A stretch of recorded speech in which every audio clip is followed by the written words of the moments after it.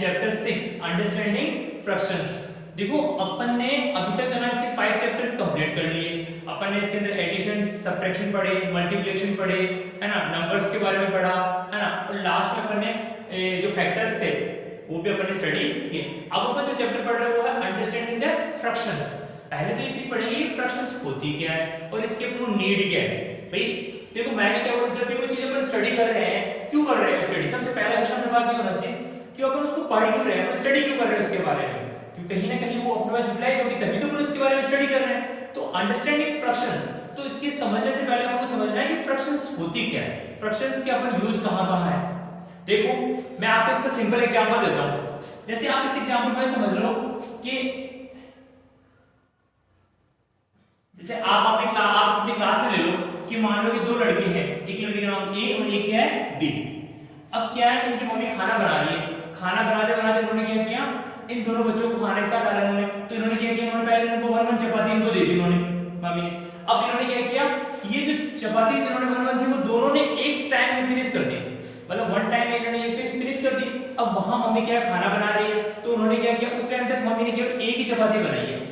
अब मम्मी चपाती किसको दे, तो उन्होंने क्या किया, इसको देनी है उसको देनी है। तो मम्मी ने उन्होंने क्या किया, उनकी मदर ने उनको क्या किया, वहां से उसको क्या किया, बीच में से इसको कट करके दोनों को दे दी।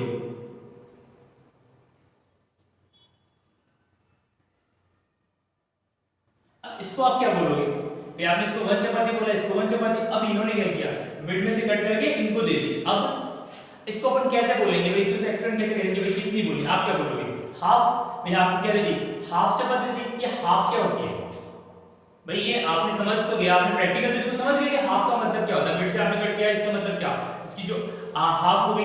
लेकिन आप इसको ना मान लो कि फ्रैक्शन के इसमें लिखोगे कैसे। अब यही मान लो कि यही चपाती है मैंने ली और मैंने क्या किया, इसको 3 पीस में ना डिवाइड कर लिया। इसको मैंने किस में डिवाइड कर लिया, 3 पीस में डिवाइड कर लिया। अब इसको आप क्या बोलोगे, मान लो कि ये अगर चपाती मैंने इसको क्या किया, इसके 4 पीस में डिवाइड कर लिया मैंने इसको। अभी देखो, अब इस तरह के इनको फ्रैक्शंस को लिखते कैसे भाई, इसको मैं लिखूं कैसे, इसको लिखने का, इसको राइट करने का तरीका क्या है। देखो इसको लिखने का अपना तरीका क्या होगा कि अपने पास से कितने पार्ट है, 2 पार्ट है ना, तो इसके टोटल पार्ट कितने हो गए, 2, ठीक है। इधर कितना पार्ट है, 1, तो 2 1/2। इधर भी ऐसा ही है, टोटल 2 पार्ट थे, उसमें से इसके पास कितना है, 1.5। तो आप इसको क्या लिखेंगे, 1.5 ऐसे। अब इधर देखो, इधर टोटल पार्ट कितने हैं, 3, तो आप सबसे पहले लिखोगे 3। अब देखो ये वाला पार्ट कितना है, 1 पार्ट है, तो इसके लिए लिखेंगे 1/3 1/3। यहां देखो कितने पार्ट टोटल, 1 2 3 4, तो अपन क्या लिखेंगे इसको 4। ये वाला पार्ट कितना है, 1/4 एंड 1/4। आ रहा है समझ में। ऐसे ही मान लो अगर मैंने कोई नंबर लिए और उसके मैंने क्या किए, ये लो, अब मैंने इसके कितने पार्ट बना दिए, 1 2 3 4 5। तो एक पार्ट क्या हो जाएगा, 1/5। टोटल पार्ट कितने हैं, 5, तो ये 1/5 तो अपन फ्रैक्शंस को इस तरह से लिखेंगे। अगर अपन इसको 2 पार्ट्स में डिवाइड किया है तो अपन क्या लिखेंगे, नीचे लिखेंगे इसके जो नोमिनेटर डिनोमिनेटर में क्या होगा, ये नोमिनेटर तो 1 हो जाएगा सिंगल पार्ट, डिनोमिनेटर क्या आएगा, डिनोमिनेटर में वही पार्ट जितने टोटल पार्ट्स होते हैं ना उसके, वो अपन नीचे डिनोमिनेटर में लिखेंगे। बाकी इसके अंदर अपन इसको ऐसे सोल्व करेंगे। ओके देखो अब इसको अपन ना इसको और अच्छे से करते हैं।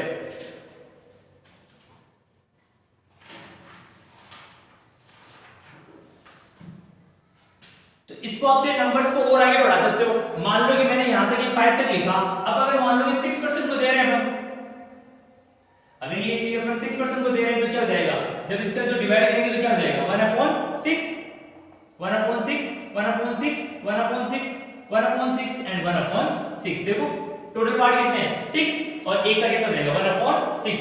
ऐसे अगर 7% हो तो 1/7, और ऐसे अगर 8% हो तो,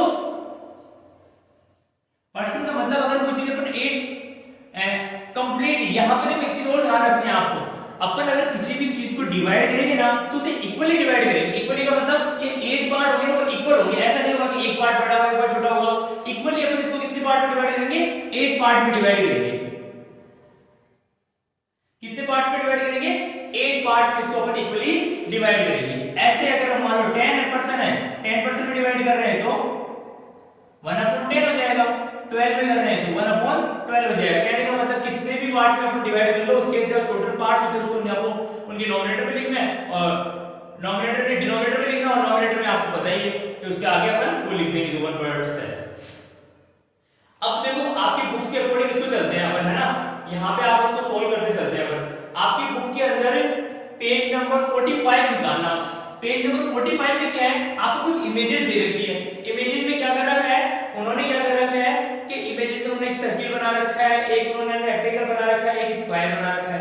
तो उन्होंने क्या किया, इसके अंदर जो पार्ट्स है ना उसको डिवाइड कर दिया। डिवाइड कैसे किया, उन्होंने क्या किया कि एक पार्ट को उन्होंने डार्क कर दिया और एक पार्ट को उन्होंने ब्लैंक छोड़ दिया। इसके आपको इसके आधार पर वो नंबर्स को बताना है आपको। देखो इसको देखो समझते हैं अपन, ये भी वही तरीका है, इसमें कोई सोल्व करने वाली बात नहीं है। ऐसा देखो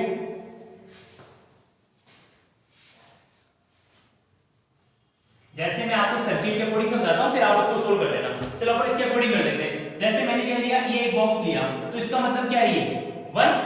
अब मैंने क्या किया, इस बॉक्स को मैंने 2 पार्ट्स में डिवाइड कर दिया और एक पार्ट को मैंने ऐसे इसका डार्क कर दिया। तो आपको पता है इसका ये पार्ट क्या हो जाएगा, 1/2 है टोटल पार्ट, 1/2 ये भी क्या हो जाएगा 1/2।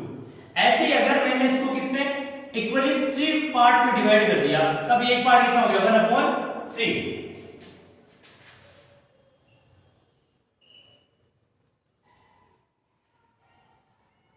तो ये क्या हो जाएगा 1/4। अब आप मान लो अपन ने इसका एक पार्ट डिवाइड कर दिया, ये वाला पार्ट मैंने इसका ड्रैग कर दिया, तो आप इसको क्या बोलोगे 1/4। ऐसे ही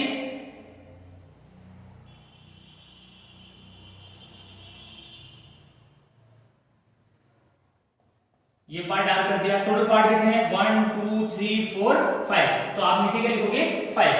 एक पार्ट डार्क हुआ तो अपन क्या लिखेंगे 1/5। समझो इस बात को। अभी अब मैं थोड़ा सा चेंज कर रहा हूं। मान लो मैंने क्या किया, इसके 2 पार्ट डिवाइड कर दिए। टोटल पार्ट्स कितने हैं, अभी ध्यान से देखना। इसी चलो इस डायग्राम से चेंज करके बनाते हैं। ये वाले में 1/5 है। सेकंड वाले में मैंने क्या किया कि ये जो इसके 5 पार्ट थे ना इक्वली, इनमें मैंने क्या किया 2 पार्ट्स को मैंने डार्क कर दिया। ध्यान से देखो, पहले टोटल पार्ट्स कितने हैं 5, आपने राइट डाउन कर दिया। अब आपको क्या करना है, जैसे आप नीचे जाओगे तो आपने क्या नोट किया कि इसके अंदर 2 पार्ट्स, कितने पार्ट्स है जो डार्क हुए हैं 2, तो ऊपर क्या लिखोगे 2। तो इसका मतलब ये क्या हो गया 2/5, ये डार्क पार्ट्स हो गए। अगर कोई पूछे कि डार्क पार्ट्स का रेशियो क्या है तो आप बोलोगे 2/5।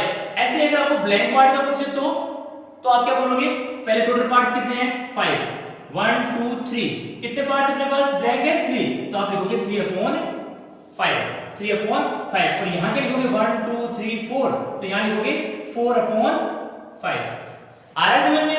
यहाँ पे आ जाओ, यहाँ तो 1 ही था, यहाँ 1.5 हो गया। अब यहाँ देखो, अगर ये वाला पार्ट मैंने डार्क कर दिया तो आप क्या लिखोगे 1/3, और यहाँ इधर वाले में क्या लिखोगे 1 और 2, तो 2/3।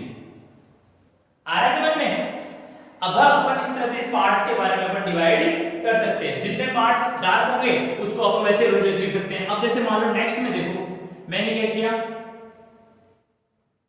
1 2 3 ये 4, तो इसको क्या कितने पार्ट डार्क इसमें है 3/5, यहाँ पे 2/5, 3/5 एंड 2/5। भाई ये तो क्या हो गया, इसका व्हाइट ब्लैंक वाला पार्ट हो गया, ये क्या हो गया इसका डार्क शेड वाला पार्ट हो गया। तो अपन जितने भी अपने पार्ट्स है, पहले तो टोटल पार्ट्स को नीचे लिखोगे आप इसके अंदर, है ना।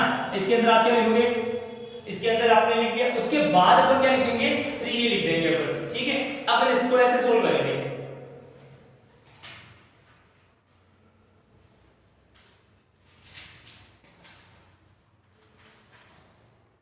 ओके, नेक्स्ट देखो,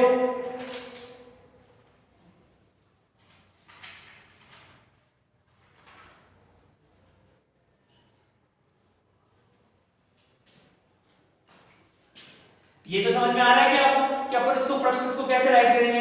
तो अपन को फ्रैक्शंस में अगर मैं आपको ना कोई सेट ऐसे ही मान लो मैंने आपको ये वाला बना के दे दिया, ध्यान से देखना। अब मैं आपको उसमें बोलूं कि मुझे इसके अंदर डार्क शेड वाले कितने पार्ट है वो बताओ आप, तो आप क्या कैसे करोगे इसको सोल्व? पहले तो पार्ट टोटल पार्ट काउंट करो इसके अंदर 1 2 3 4 5 6 हो गए इसके अंदर, तो आप नीचे राइट डाउन करोगे 6।